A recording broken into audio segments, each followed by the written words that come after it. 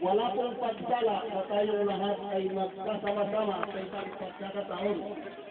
At sa pagkakataon na yun, hindi mo na magagawang tumingin sa iyong katabi.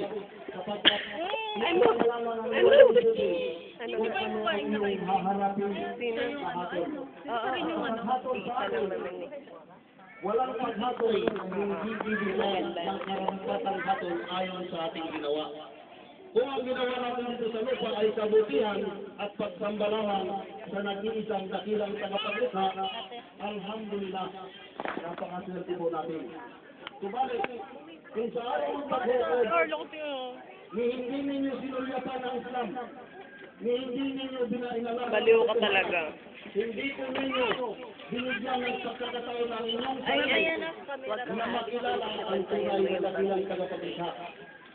Ang tunay na dakilang tagapaglikha ay walang kapintasan.